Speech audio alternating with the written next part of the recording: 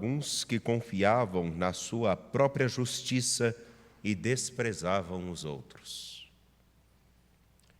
2 homens subiram ao templo para rezar. Um era fariseu, o outro cobrador de impostos. O fariseu, de pé, rezava assim em seu íntimo: Ó Deus, eu te agradeço porque não sou como os outros homens, ladrões, desonestos, adúlteros, nem como este cobrador de impostos. Eu jejuo 2 vezes por semana e dou o dízimo de toda a minha renda. O cobrador de impostos, porém, ficou à distância e nem se atrevia a levantar os olhos para o céu, mas batia no peito, dizendo: Meu Deus, tem piedade de mim, que sou pecador. Eu vos digo, este último voltou para casa purificado, o outro não. Pois quem se eleva será humilhado, e quem se humilha será elevado. Palavra da salvação. Glória a vós, Senhor. Podem se assentar, por favor. Sejam muito bem-vindos aqui ao Santuário Basílica Nossa Senhora da Piedade. Estamos dentro de uma reserva de um monumento natural e temos hoje a oportunidade de um dia, após uma noite bem chuvosa e bem conturbada, que nos queimou alguns equipamentos por causa de um raio, temos a oportunidade de nos encontrar com esse dia tão bonito que faz aí fora. E você que nos acompanha pela TV Horizonte, pela Rádio América, TV e rádio da Padroeira do Estado de Minas Gerais, seja muito bem-vindo. Você que está nos acompanhando pela TV Pai Eterno, muito obrigado, que Deus também abençoe a sua vida. A vocês que nos acompanham tanto pelo YouTube, no canal Mãe Piedade, quanto no Facebook, permitam-me, sem muitas delongas, mas apresentar algo que acontecera na vida do povo de Deus há tantos anos atrás, mas que, por incrível que pareça, é tão presente. Oséias diz: Vinde, voltemos para o Senhor, Ele nos feriu e há de tratar-nos, Ele nos machucou e há de curar-nos. Em 2 dias nos dará a vida, e ao 3º dia há de restaurar-nos, e viveremos em sua presença. Como vou tratar-te, Efraim? Como vou tratar-te, Judá? A resposta: o vosso amor é como nuvem pela manhã, como orvalho que cedo se desfaz. Só quem já teve a oportunidade de ver como são as nuvens no início da manhã, elas até podem formar um grande paredão, conforme inclusive a estrada que nós estamos passando. Nos tira a segurança. Podem parecer um grande empecilho, mas não tem consistência suficiente. Com o aquecer do sol elas passam, desaparecem. O orvalho, e aqui nós temos muito, ele pode chegar a cobrir a grama e ficar até branquinha. Com os primeiros ventos do dia e os primeiros raios do sol, ou o simples fato da luz chegar, eles desaparecem. A comparação que o Senhor faz quanto ao amor de seu povo, como se fosse realmente uma nuvem ou um orvalho, não é somente para apontar os pecados de um povo. Não. O amor que ele aqui questiona ao dizer: como eu hei de tratar-te, Efraim? Como eu hei de tratar-te, Judá? Ele está falando de duas partes do povo de Deus, que foi um só povo, conduzido por Davi e por outros reis, e com o tempo, porque começaram a entrar em contendas políticas, por não só questões políticas, mas até por questões financeiras, interesses próprios, se dividiram. Efraim é uma parte do povo e Judá é outra parte do povo, que antigamente era um só, voltado para o Senhor. Um povo dividido, porque também teve a divisão dentro de seus corações, e o amor que é apresentado como uma nuvem que logo de manhã se dissipa, ou como orvalho que rapidamente desaparece, é porque esse amor que é ao Senhor não se reflete no desejo de caminharem como um único povo, tendo um único Deus. E começam cada um a fazer o seu próprio Deus.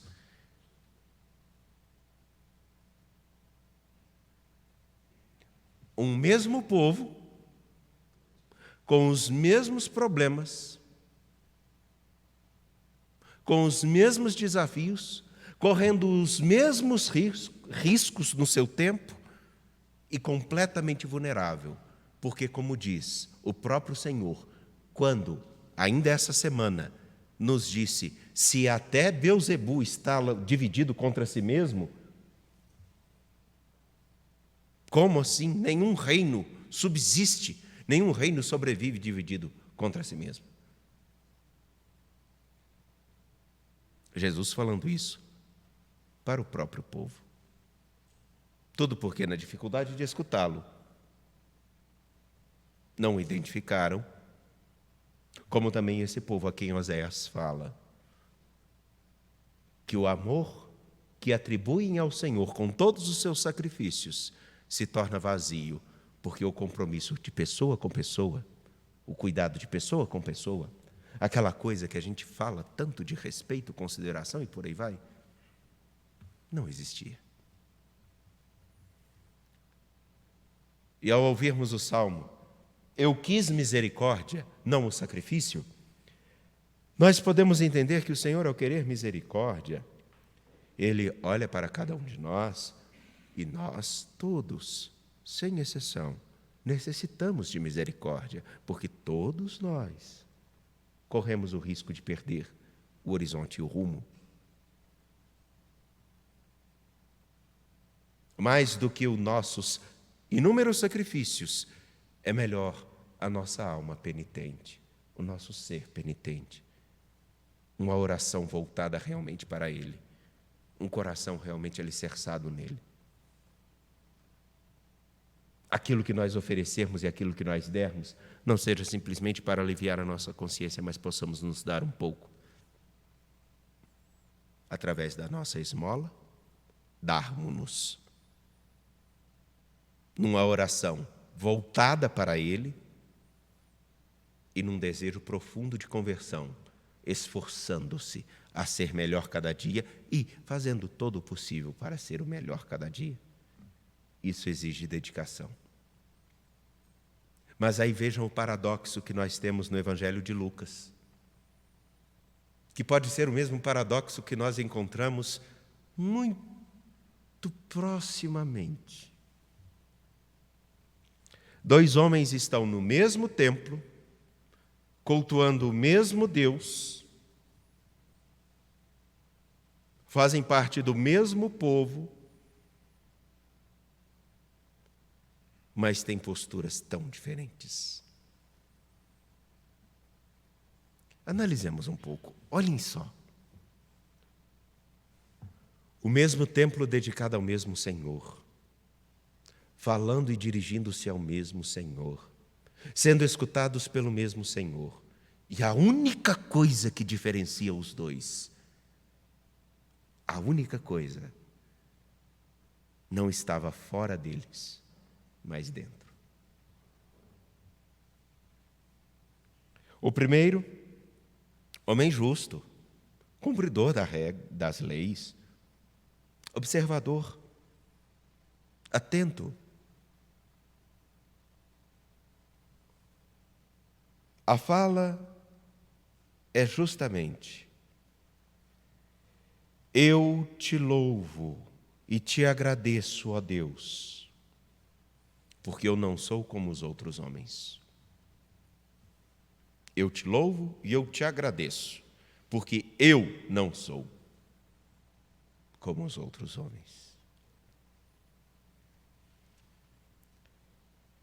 Ele, aqui, expressa uma imensa confiança nas práticas de tudo aquilo que ele observa. Tudo que ele faz. Não é ladrão, não é adúltero, não é desonesto, não é não. É um homem íntegro. Provavelmente é aquele homem que anda pelas ruas e é reconhecido pela sua visível honestidade. Ao ponto que talvez seja a postura que Jesus apresenta, porque ele conta esse trecho, lembremos-nos, olhem lá, no versículo 9 do capítulo 18. Jesus contou esta parábola para alguns que confiavam na própria justiça e desprezavam os outros. Confiar na própria justiça significa porque eu observo a Sagrada Escritura, porque eu sou um homem observante das leis, eu já tenho garantida a minha salvação, a minha vida junto ao Senhor. Mais do que os outros. No mesmo templo, para o mesmo Deus, com a mesma postura, com o mesmo dia, quase o mesmo diálogo. O outro, cobrador de impostos, e só por trabalhar já como cobrador de impostos, já não poderia ser considerado justo, porque, além de cobrar o imposto que era devido, alguns dos cobradores também recolhiam aquilo que não era justo. Só por ser cobrador de impostos, já era considerado um homem impuro, porque ele tocava e convivia com outros povos tão diversos. Era um traidor, considerado como um traidor de seu povo, ao contrário do primeiro. Ele não se atreve a levantar a cabeça e só diz no seu íntimo: meu Deus, tem piedade de mim que sou pecador. Falando com o mesmo Deus, no mesmo templo, na mesma hora, de um mesmo povo.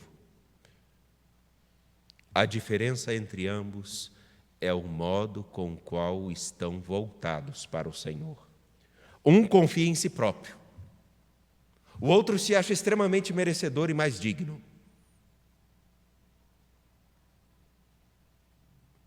O cobrador de impostos percebe que só pode contar com a graça e a misericórdia do Senhor, que vem ao nosso encontro e, como diz Oséias, que nos trata e nos cura.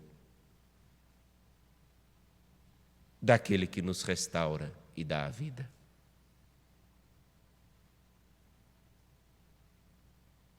Nessa imagem tão simples, eu gostaria de apresentar, e aí que vem a atualidade. Podemos ser do mesmo templo, podemos ser do mesmo bairro, podemos estar na mesma família, podemos ser da mesma igreja,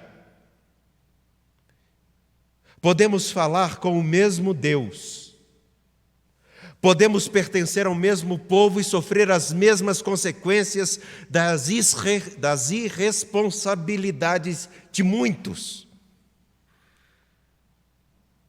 Podemos nos achar até mais dignos do que os outros, mas não nos esqueçamos nunca que esse trecho, segundo o Evangelho de São Lucas, segundo a Sagrada Escritura, que é base para a nossa reflexão eclesial, para a nossa reflexão como igreja, para a nossa identificação da fé. Não nos esqueçamos jamais que o Senhor conta esta parábola para aqueles que confiam em sua própria justiça e desprezam os outros. E são fontes de divisão e de tristeza na vida de um mesmo povo. E a importância disso hoje é sabermos qual a nossa postura como cristãos, efetivamente num caminho de conversão, de achar que somente as nossas práticas, que a nossa observância de todas as regras, e eu não estou dizendo que não significa, não estou querendo dizer aqui que nós devamos deixar de observar aquilo que é orientação e preceito da nossa fé. Eu estou dizendo justamente, quero dizer justamente o contrário, que todas as observâncias daquilo que significa a nossa fé e que nos orienta é para que nós sejamos melhores e nos reconheçamos como profundamente necessitados da graça daquele que vem ao nosso encontro e a quem nós devemos ter o nosso coração voltado, para não desviarmos o nosso olhar e julgarmos aqueles que estão ao nosso lado e acharmos que outros são menos dignos do que eu.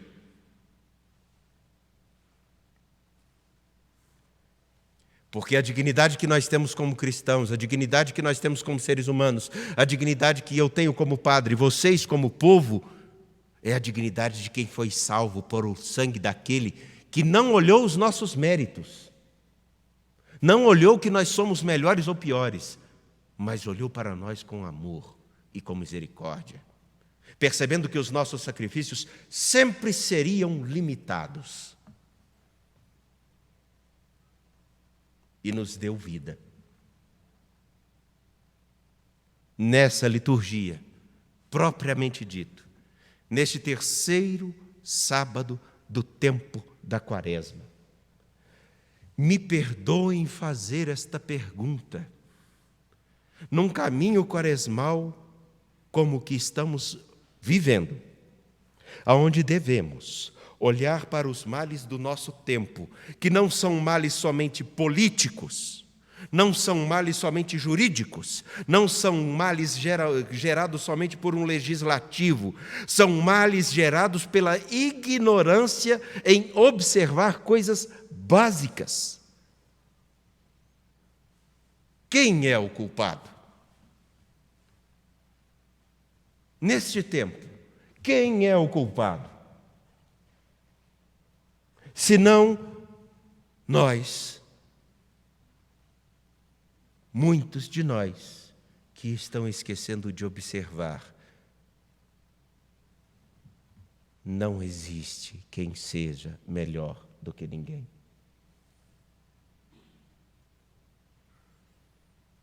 E neste tempo presente, nós, que somos o mesmo povo,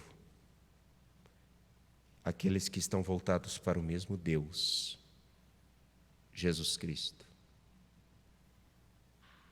que ocupamos às vezes os mesmos templos, mas se é demais nós falarmos de templos como esse, pensemos que a própria terra é um templo.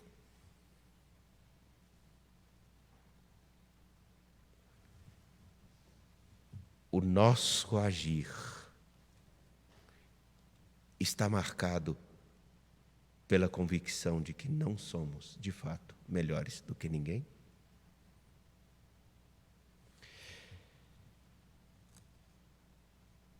Pensemos um pouco sobre isso e lembremos-nos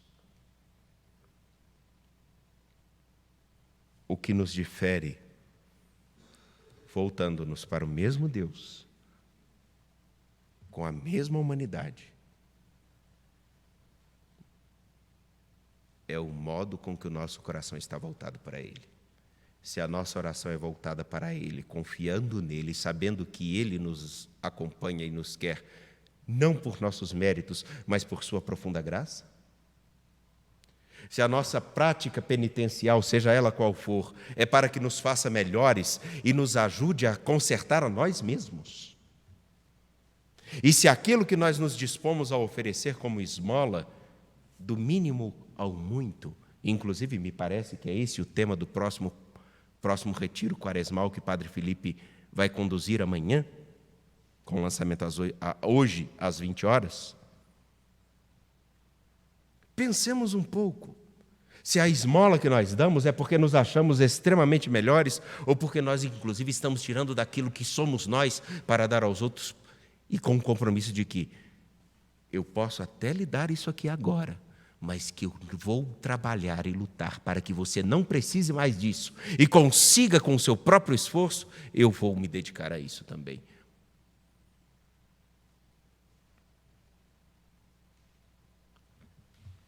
Uma verdadeira conversão, um verdadeiro voltar ao Senhor, muda a nossa oração, a nossa prática e muda também o nosso agir. E todos nós carregamos esses dois homens dentro de nós, sem exceção. Que o Senhor nos fortaleça para voltarmos a Ele, não só na religiosidade e na espiritualidade, mas nos gestos cotidianos.